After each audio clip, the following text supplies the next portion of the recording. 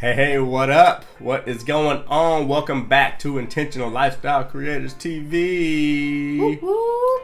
We are 2 weeks off of the Tighten the Knot conference, and today we want to share with you how we are improving our marriage. So we're going to give you 4 major takeaways from this marriage conference that we went to so you can improve your marriage too. Has it been 2 weeks? It's been 2 weeks That's already. What caught me off. I didn't even know it was 2 weeks. 2 weeks since this marriage conference, right. So, welcome to Intentional Lifestyle Creators TV. My name is Ryan.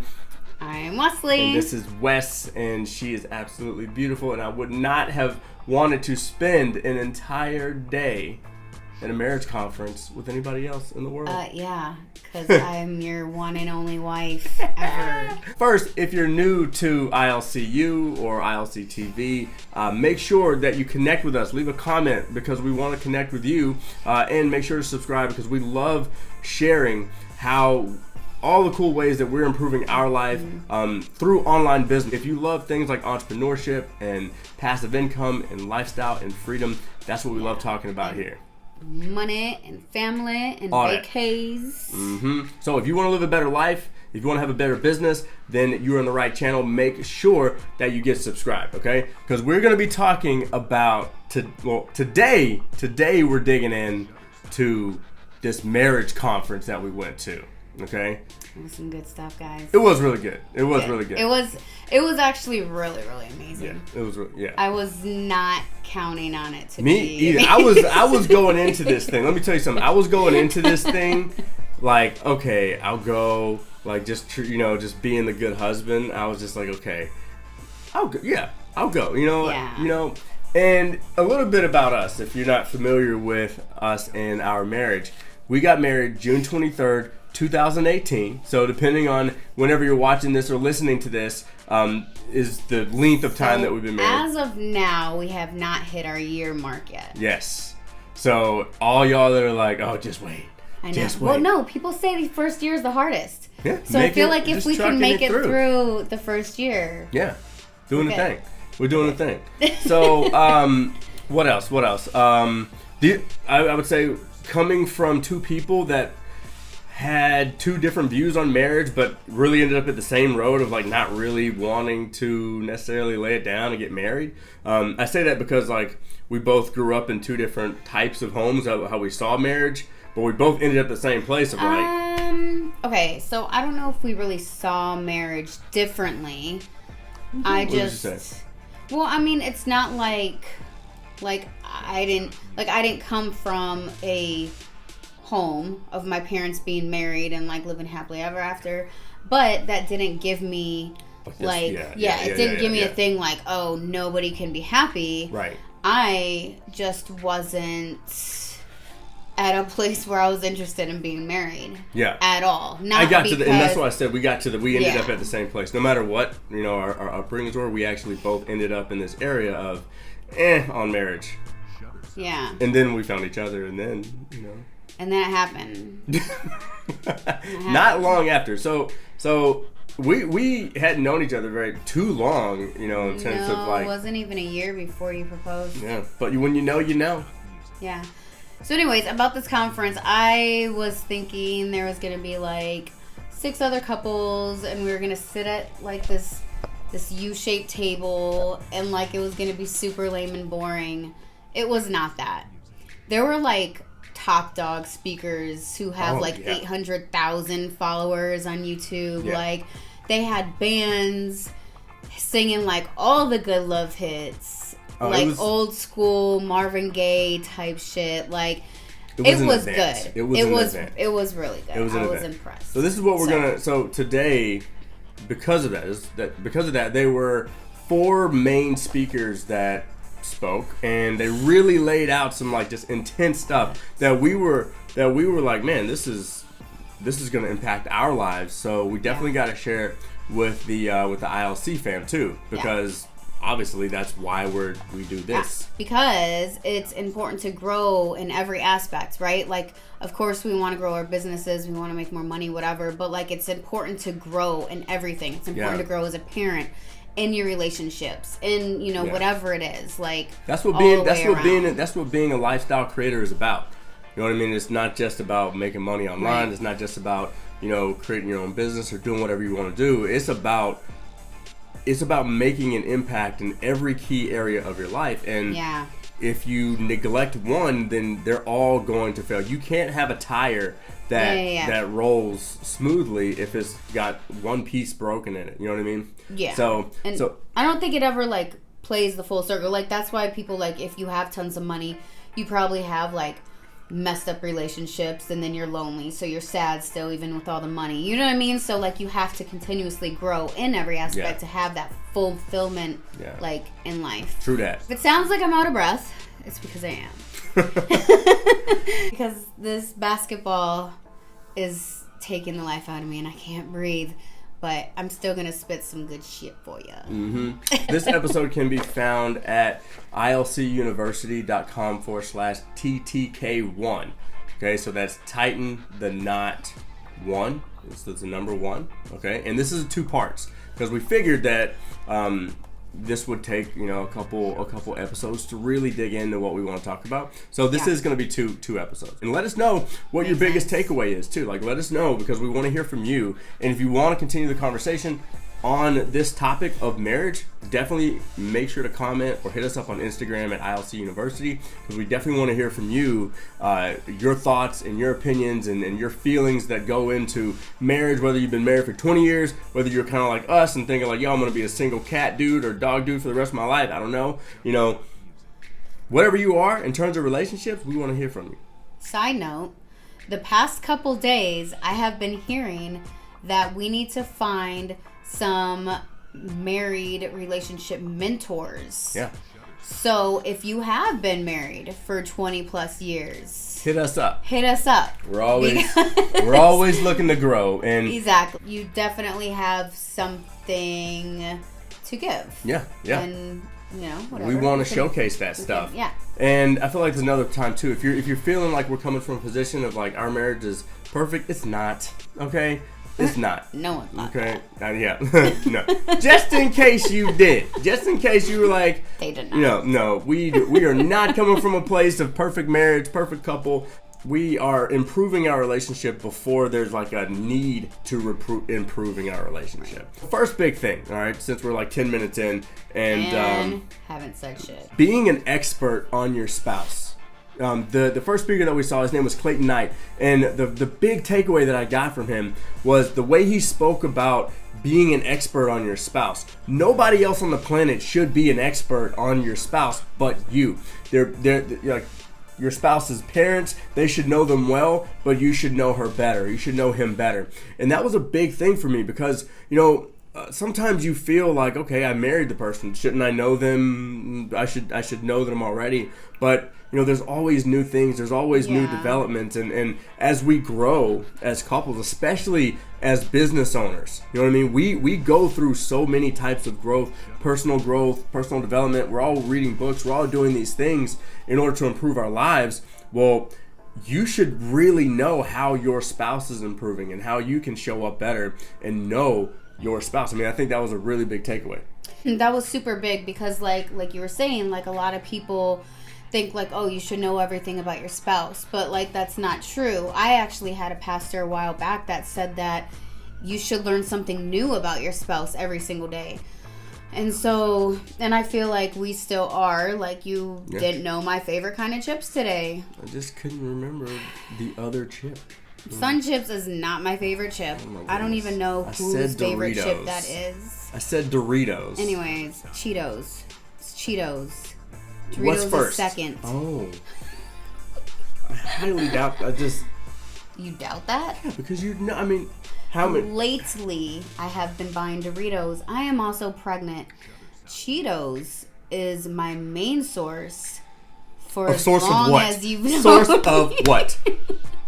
That's what I want. What source of what? You want to talk anyway? Anyways. No, I wasn't done. Do you see this perfect marriage?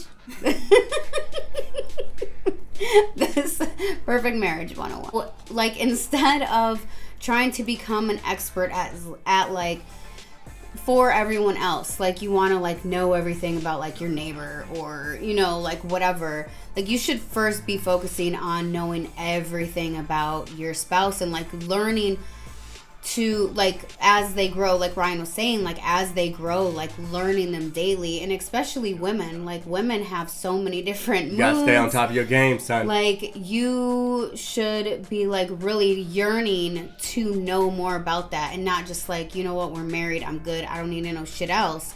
Like, really yearning to become an expert. Like, nobody should know more about your spouse than you do, right? Like, no one should be able to come to you and be like, oh, I know that look that she's doing, or I know what that means when he says that. Like, no, that's your job to know. If you want, I mean, obviously, you know, happy wife, happy life. But, you know, if you are ahead of the game, you're going to be a step ahead. You know what I mean? And that's what's going to create a relationship where, like, you know, the person feels like you got their back because you got all your bases covered. You know, like, that's how one thought leads to the next. We're going to touch on this later, I think in episode 2.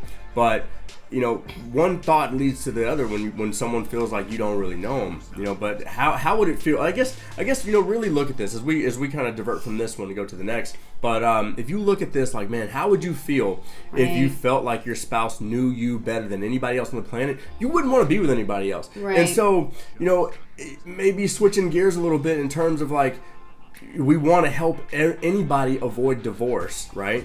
But if we had to go all the way back to the first seed planet of how maybe a divorce starts, wouldn't there be less divorce if the person was like, man, there's nobody else that knows me like this person? So look at it like, if they weren't trying to know you or trying to even make an effort. Why would I want to be with? Like, they don't give a shit about me. They don't care about what my favorite whatever is. So, like, why does it matter? Yeah. And then it goes like, well, why should I try? And then there it starts. Because I think about scenarios where one spouse starts a business and maybe another one doesn't. Maybe one person has a passion that they want to pursue and the other person doesn't necessarily have that particular passion.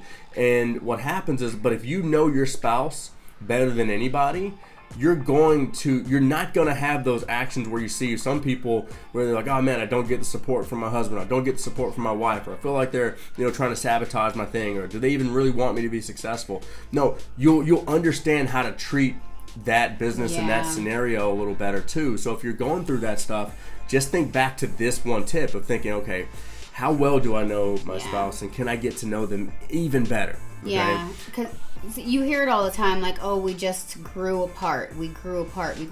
Well, that's because neither person was really trying to learn the other person. It's creating the habit of you going first. And what he meant by this was, anytime you're expecting the other person to do something and you haven't voiced what you actually want them to do, you know, because we've all done it before, right? And then you end up having this resentment. I don't know what this was. I'm not saying we've all done it. I'm saying I've done it. You know, maybe you have possibly thought about doing it but haven't acted on it before. There's things that you're looking for that person to do, or you're saying like, hey, I wish they'd do that. You're not voicing it, but you're wishing they did it. Or you're not being the first one to apologize, or not being the first. I'm not bored. I'm not bored. I can't breathe. I'm trying to just get a deep breath. That was right. You want to know? No, you want to know what that guy said actually? That I should have. What? No, it was the next guy. He was like, "Oh, nobody takes a breath and then thanks God for that breath." I'm like, "Speak for yourself." I do. She's in the back. I do. Hello. All day. I do. I'm like, if I can get a deep breath, I'm like, "Oh, thank you, Jesus." Your spouse is a mirror, okay? And I think we were talking to one of your friends about this, like. If your spouse is having a problem, if they're going through something, guess what? That you're looking right at the problem. You know what I mean? We talk about it ourselves all the time, but if you start to look at your spouse as a mirror, then anything they're going through, any good, bad, indifferent, or ugly, or pretty, or whatever, that's still on you, and we can start to take responsibility for that. And as a husband, I know it just husband, wife, whatever. I know it can be a little hard to be like, okay, if she has a problem, I mean, even your friend was like, oh, that's her problem. Yeah. You know, that's not my problem, that's her problem. Tip number 2. So this next guy was my favorite, probably. I don't know. The next 3 were my favorites. So this guy, he talked about like a whole family type thing, which was super important to us. It is super important to us. Like, our family is important. So again, if you didn't know, like, Ryan had a son, I had a daughter, and we brought our families together. And now we're having one together. And we got a dog, so our family just keeps growing. But that's it. After this baby, we're done. Anyways, side note. The kids were very involved in our wedding. Like, family is just super huge for us.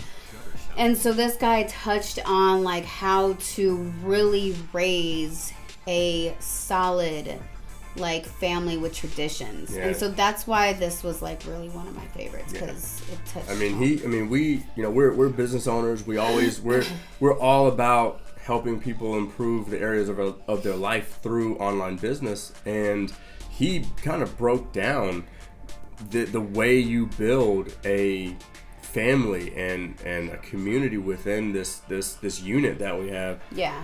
It's like building a business, and if you treat it like that or better, then you'll get that type of result. So, I mean, it was amazing. We're probably going to put a couple YouTube videos, because we obviously, even with the notes and this stuff, like, we're going to tell you what we got out of it, but you can't, we still can't do this dude justice in terms of. We'll definitely share one of his videos, at least one or two. Yeah. Because it was funny, because we've never heard of him. And so we looked him up, and we're like, well, before we looked him up, we were like, oh yeah, maybe we can get him on the podcast, like, tomorrow, like, thinking he's like nobody. 800,000 followers later. He ain't seen one of my messages yet. I've been checking like every few days. He ain't seen one of my messages. Might take a while to get him on. Right. I was like, yeah, we should definitely have him on. We should have him on the show. Maybe he can talk about, marriage. I'm looking at his whole funnels and everything. I'm like, that's awesome. That's good. Like, him and his family live in Hawaii. We're like, yeah, we'll just go visit him. Like, yeah, we'll show up. We'll just show up. He's probably in the phone book. Rhythm of the way life works and, like, actually getting it. So I'm going to read it. It says, there's clearly a rhythm in the universe. Your job is to dance to the music. You can be creative with the way you dance, but you must submit to that song. So have you ever seen someone dancing to the wrong song? And so if you can picture that, obviously if you go out to a party and the same song is on and everyone's dancing, but this one person is just going nuts and he's acting like he's at a rave, but it's like a slow dance, you're going to be like, whoa, he's doing it the wrong way. A little off. And if you think about life, like, most of us are doing life the wrong way. We're dancing in a way that's not in rhythm with the way that God set up the universe. Like, God is DJ. Yeah. He put song on, and a lot of us are just, It's not even how you do glow sticks. Oh my God. Then he explained how to get in that rhythm, how to listen to that song. That's what we're going to break down, because he basically said, hey, if you can get in this rhythm and then start dancing to this song in a daily way, a weekly way, in a yearly way, of always saying, okay, how can I get better than I was yesterday? How can we get better than we were yesterday? How can we recap on a daily basis, a weekly basis, and this yearly basis? And we're going to break it down, because this guy blew our mind. And over the last 2 weeks, we have been extremely consistent with our new actions and with, I guess, the whole picture of, like, how we see our family, how we see our marriage, and and really setting the stage for our kids to do the same thing or better. Yeah. So daily. So, like, think about it like something that you can do with your family every single day that is gonna, like, start setting that rhythm for it to, like, always happen, and then something that they can carry on to their family, and they can carry on when they leave the home, and, like, stuff like that, right? So what we do every day is whoever's driving the kids to school, like, on the way to school, we'll talk about what we're grateful for, whatever, for that day, right? And then we eat dinner together every single night. And before, we would kind of say, like, a kid's grace or whatever, like, not take it super seriously. But since this, we're like, the man of the house, Ryan, stop whack glow sticking it. Learn how to do it right, and you're gonna do it. Yeah. demonstrate. No, I'm not going to. But I just don't want you to do it anymore unless you learn how to do it first. So Ryan, as the godly man of the home, who is leading his family closer to God, is leading a prayer, thanking him, and praying for anyone that we need to pray for, and then we follow it with the kids' prayer, right? So we've been doing that every day, and then every night we usually say our prayers and say a devotional, but it was kind of like laxed or whatever. Like if we got upstairs in time, we would do it. But since this conference, we've been super strict on like everyone come upstairs at 8 o'clock, brush your teeth, and then we all gather in our bed and do our devotional and say our prayers, and then everyone go to bed. And so like these are things that is kind of like building them up to get in this routine for the rest of their lives. Like they're 5, and so we're starting it now, and then these are things that they're going to do with their kids, so we're starting these traditions. Yeah. And so the big thing that if we kind of go back to why we're doing this is because he gave some insane statistics on different cultures, different communities, and different religions. And he mentioned the Jewish community and the Amish community as 2 big examples. And he shared that Jewish born men, and women, I think too. I don't think it was just I think it was just Jewish people in general, have won 40% of Nobel Prizes, 30% of Pulitzer Prizes. There was another prize that was like 20%, but I didn't even get it. But the point is, he mentioned that they grow up on stories, the table, and tradition. Okay. Yeah. And so what we saw was the retention rate in Jewish communities of people 18 when they leave home actually staying Jewish was 95%. Same thing with Amish communities. It was 95%. So these kids are growing up and they're able to hold on. They're able to grab hold of an identity. You know what I mean? And we talk about, so the coolest thing about this is we talk about this stuff in our businesses, because we all know in order to make more sales, in order to have more customers, yada yada yada, whatever you want, what do you have to do? You have to tell stories, you have to create transformation, you have to do these things. Stay consistent with these things. Whoa, holy crap. You have to be consistent, you have to create these traditions, and that's what people want. Right. And so as we're Christians, we that's what we practice, but it's like we've lost something, and the ones that figure it out, they stay within this little 3 practice thing of like telling stories and getting around grandparents that are telling stories and us telling stories. I remember, walking with Julian the other day, and he said something about he was like, yeah, I didn't tell the truth to Wesley, and it made her really upset. And I was like, I know, when I told a lie when I was a kid, and we started talking about this stuff of telling a story instead of just saying, hey, facts, you don't tell lies, you tell the truth. Tell a story about how when I was a kid and I lied and I got in trouble, but it taught me a lesson. And like when Talia just tried to steal from Build-A-Bear. Oh. And then I brought up a story of the first time I stole when I was 8, not 5. And 3 years ago. And my mom made me take it back to the store and apologize and all this stuff. So so she realizes that it's not allowed. It's not just me saying no, you can't do that. Right. Right. And and one of the things that about the Jewish community, I think other communities too, but they give their men a real identity. They give the women an identity at a young age. So instead of thinking that you become an adult at 21 years old, where you should have already been acting in accordance to an adult at 13, when you have someone that's had responsibility from the time they were 13 years old, and from the time they were probably 7 in the church, right? Too. So from the time they were probably 7. They're already expecting that when I'm 13, I hold this responsibility. So now from 7 to 13, they're in preparation of responsibility, and then you wonder why certain people or certain communities, certain cultures are having certain successes in all these areas of their lives, and it's nothing on them. They just understand how the universe works. They understand this rhythm, and that's what's making a big difference.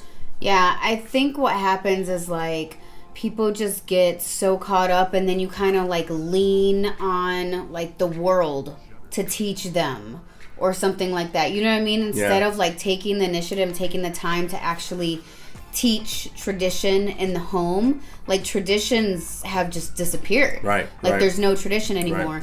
And so like and I just want to share a couple things that we're doing just to kind of like give you guys an idea of like what tradition, like it can be anything. So the whole thing is like you are in charge of your home, right? Like you create the craft, you create the rhyme, you create these traditions in your home. So like you don't have to like only get together as a family on Christmas. Like you can pick a day in the summertime where your whole family, that's a holiday. Yeah. You know what I mean? Like you choose your traditions. So another thing for our wedding anniversary, we are now going to make it like a family event. Like not just our wedding anniversary about us two, but about the whole family coming together, and we're just all going to get together and like have a big party or whatever, celebrate together. And so that's going to be another tradition that even after we're gone, like our kids and our kids' kids and whoever can keep this tradition up, that every June 23rd, it's like a family reunion type thing. That's where it is. And so these are just some takeaways that we got from like the first half of this event. All right, now we'd love to hear from you guys in terms of like which ones are your favorite. And again, make sure that you tune in to episode number 2 of Tighten the Knot, because we're definitely going to share even more of what we took from this Tighten the Knot conference. And so on the next one, there was this couple, and I know you didn't get a lot from them, but I actually did. Oh, you went back. I did go back to my notes. This couple that had been married for 50 years. And so they actually dropped a lot of bombs, and we're going to share that with you on episode 2 of this. Hell yeah. All right, so make sure that you either connect with us. We just love to connect with every person in this community. Yeah, definitely. So definitely connect with us. If you want to continue this conversation from episode 1, make sure to hit us up on Instagram, okay? Because we definitely want to hear from you. So snap a pic of it, all right? And we'll connect with you there, all right? And make sure you head over to ilcuniversity.com/TTK1, all right, for the show notes for this one. And make sure you get subscribed over here, all right? Catch you in the next one. All right, y'all. Love you. See ya.